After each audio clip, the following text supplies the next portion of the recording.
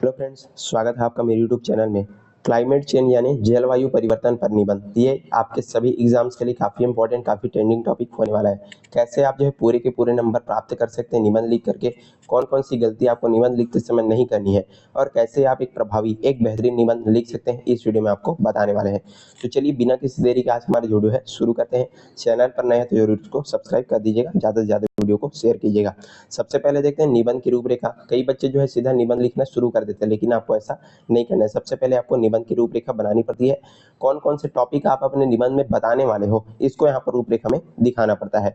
यहाँ पर हम देखने वाले हैं प्रस्तावना, इसके बाद देखेंगे जलवायु परिवर्तन के मुख्य कारण, फिर क्लाइमेट चेंज के लक्षण और प्रभाव, कृषि और मानव जीवन पर असर, फिर बचाव और समाधान के उपाय, और अंतिम में देखेंगे निष्कर्ष, जिसको आप उपसंहार भी लिख सकते हैं।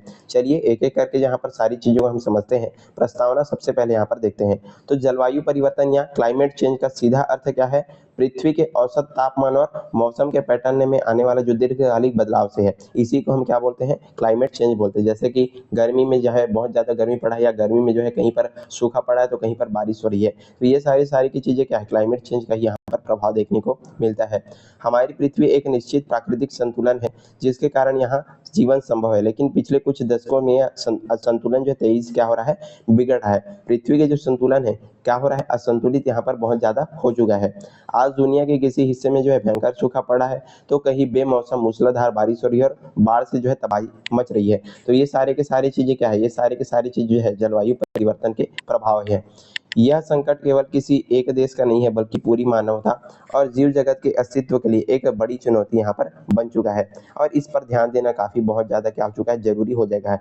अभी देख रहे हैं लगातार बहुत ज्यादा जो है गर्मी पड़ रही है, तो ये सारी की सारी चीजें भी क्लाइमेट चेंज का ही प्रभाव हम यहाँ पर बोल सकते हैं। चलिए आगे बढ़ते हैं अगले टॉपिक की ओर। अगला टॉपिक आपको निबंध में लिखना है जलवायु परिवर्तन के मुख्य कारण। ऐसे क्या क्या कारण है जिससे जलवायु परिवर्तन यहाँ पर हो रहा है, उसके बारे में यहाँ पर आपको समझाना है। चलिए इसको यहाँ पर समझते हैं। जलवायु परिवर्तन का सबसे बड़ा और मुख्य कारण क्या है? इंसानी गतिविधियां हैं। इंसान अपने गतिविधि से ही यहाँ पर जो है इसके परिवर्तन का सबसे बड़ा कारण बना हुआ है। आधुनिक बनने की होड़ में जो है हमने बड़े पैमाने पर जो है क्या लगाए हैं? कारखाने लगाए हैं, वाहनों की संख्या बढ़ाई है, साथ ही साथ कोयला, पेट्रोल, डीजल और जीवाश्म ईंधनों का अंधाधुंध क्या किया है? इस्तेमाल किया है। तो ये सारे के सारे चीजों के कारण से क्या हुआ है? जलवायु परिवर्तन हम का कारण यहाँ पर बना हुआ है। इन ईंधनों के जलने से कार्बन डाइऑक्साइड, मीथेन और नाइट्रस ऑक्साइड जैसे जो हानिकारक ग्रीन हाउस गैसें हैं वातावरण में फैल जाती है, और ये जो है गैस सूर्य की गर्मी को सोख लेती है और उसे वापस अंतरिक्ष में जाने नहीं देती। तो ये सबसे बड़ा कारण है हमारे जलवायु परिवर्तन का। दूसरा चीज क्या है? तो यहाँ पर अंधाधुंध तरीके से जो जंगलों और पेड़ों की लगातार क्या हो रही है? कटाई हो रही है, क्योंकि पेड़ ही इस अतिरिक्त कार्बन डाइऑक्साइड को क्या करते हैं? सोखने का एकमात्र प्राकृतिक जरिया है। लेकिन पेड़ ही नहीं रहेंगे तो कहाँ से ये जो है कार्बन डाइऑक्साइड को सोख पाएंगे? तो इन सभी कारणों से जो है सबसे बड़ा ये जो है जलवायु परिवर्तन का कारण यहाँ पर हम देख सकते हैं। चलिए आगे बढ़ते हैं। अगला यहाँ पर पॉइंट देखते हैं, क्लाइमेट चेंज के लक्षण और प्रभाव, यानी जलवायु परिवर्तन के लक्षण और क्या क्या इसके प्रभाव देखने को मिलता है। तो वातावरण में जो है ग्रीन हाउस गैसों के बढ़ने से जो है ग्लोबल वार्मिंग, यानी कि पृथ्वी के तापमान में लगातार बढ़ोतरी होती रही है या फिर हो रही है। लगातार जो है गर्मी का लेवल जो है काफी बढ़ रहा है। इस बढ़ते तापमान के कारण जो है ध्रुवों पर जमी सदियों पुरानी बर्फ और ग्लेशियर भी तेजी से क्या हो रहा है? पिघल रहा है। जो ग्लेशियर्स हैं वो भी गर्मी की वजह से लगातार पिघल रहे हैं, जिससे समुद्र का जो जल स्तर है वो भी बढ़ा है, और तटीय जो शहर है उसमें डूबने का जो खतरा है यहाँ पर बढ़ा है। जैसे जैसे समुद्र का जो पानी है बढ़ा है, उसके आसपास के जो शहर है वो डूबने का यहाँ पर खतरा भी बना हुआ है। इसके अलावा क्या?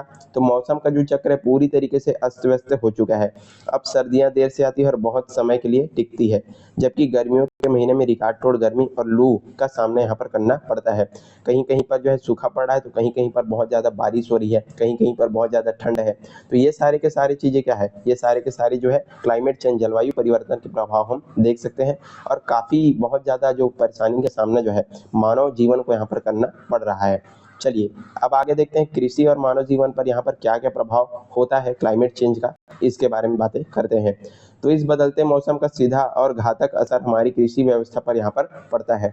भारत जैसे कृषि प्रधान देश में जहाँ खेती काफी हद तक किस पर निर्भर करती है? मानसून पर ये जो है निर्भर करती है। बेमौसम बारिश और साथ ही साथ सूखे के कारण पूरी तरीके से जो फसलें हैं बर्बाद हो रही है। जब जो है पानी की आवश्यकता होती है उस टाइम जो है बारिश नहीं होता, जब जो है पानी की आवश्यकता नहीं होती उस टाइम जो है बहुत ज़्यादा बारिश होता है और फसलों को पूरी तरीके से तबाह कर देता है, नुकसान पहुंचाता है। तो ये जो है कृषि पर बहुत गलत तरीके से यहाँ पर जो प्रभाव है देखने को मिल रहा है। और अगला चीज़ क्या है, इससे आने वाले समय में जो है दुनिया के सामने खाद्य सुरक्षा, भूखमरी का जो संकट है वो भी खड़ा हो सकता है। ये सिर्फ यही नहीं, तापमान बढ़ने और प्रदूषित हवा के कारण जो है मानव स्वास्थ्य पर भी काफ़ी जो बुरा असर है वो दिखाई यहाँ पर पड़ता है। साथ ही साथ सांस की बीमारी, त्वचा रोग और नई नई संक्रामक बीमारियां तेजी से यहाँ पर पैर पसार रही है। तो इस तरीके से कृषि और मानव जीवन दोनों पर यहाँ पर क्लाइमेट चेंज का जो प्रभाव है देखने को मिलता है। अब अगला टॉपिक आपको लिखना है बचाव और समाधान के उपाय। हमने सारी चीज़ों के बारे में अच्छे से चर्चा कर लिया है। अब इससे हम बचाव कैसे कर सकते हैं, क्या क्या इसके समाधान हो सकते हैं, इसको भी आपको अपने निबंध में यहाँ पर लिख देना है। चलिए इसको समझते हैं। इस गंभीर समस्या से निपटने के लिए जो है पूरी दुनिया को मिला करके कदम उठाने होंगे। सबसे पहले और महत्वपूर्ण कदम ये कि हमको जो है कोयले और पेट्रोल पर अपनी जो आत्मनिर्भरता है उसको कम करके जो है सौर ऊर्जा और साथ ही साथ पवन ऊर्जा जैसे स्वच्छ नवीनीकरण ऊर्जा स्रोतों को यहाँ पर अपनाना होगा। तो लगातार इस पर जो है काम जो है चल रहा है। अभी देख रहे हैं कि पेट्रोल डीजल जो है मिलना काफ़ी कम हो गया है, काफ़ी मुश्किल से जो है मिल रहा है। तो इसके सिर्फ इसी पर हमको जो है निर्भर नहीं रहना है, इसके अलावा जो अलग जो चीज़ें हैं उसको यहाँ पर हमको अपनाने की यहाँ पर ज़रूरत है और इस पर भी यहाँ पर काम चल रहा है। साथ ही साथ क्या करना है हमको, औद्योगिक कारखानों से निकलने वाले धुएं को जो है नियंत्रित करना होगा। इसके साथ ही बड़े बड़े पैमाने पर वृक्षारोपण अभियान जो है चलाना होगा। ये जो चीज़ें हैं सिर्फ कहने के लिए नहीं है बल्कि इसको वास्तव में हमको जो है करना पड़ेगा। पेड़ों को जो है लगा बस रहे हैं लेकिन उसके बाद उसको जो है ऐसे ही छोड़ दिया जा रहा है। जब तक वो जो है बड़ा नहीं होता तब तक उसका जो ध्यान है हमको रखना पड़ेगा। अगला चीज़ क्या, क्योंकि जितने अधिक पेड़ होंगे तापमान उतना अधिक क्या होगा, नियंत्रित रहेगा। पेड़ ही कट रहे हैं, इसी कारण से लगातार जो गर्मियां हैं वो बढ़ रही है।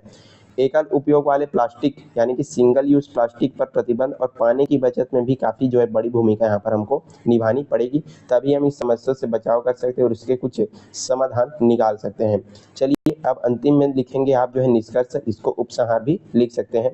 तो जलवायु परिवर्तन कोई एक ऐसी समस्या नहीं जिसे आने वाली पीढ़ियों के लिए छोड़ दिया जाए। ये आज और इसी वक्त हमारे सामने खड़ी एक कड़वी और सबसे भयानक समस्या के रूप में यहाँ पर हो सकता है। यदि हमने जो है अब भी अपने जीवन शैली में सुधार नहीं किया और प्रकृति का दोहन जो है बंद नहीं किया तो पृथ्वी का विनाश जो है पूरी तरीके से निश्चित है। पर्यावरण की रक्षा करना केवल सरकार और अंतर्राष्ट्रीय संगठनों की जिम्मेदारी नहीं बल्कि हर एक नागरिक का यहाँ पर कर्तव्य है कि वो अपने पर्यावरण, अपनी पृथ्वी की जो है रक्षा कर सके। चलिए आगे देखते हैं।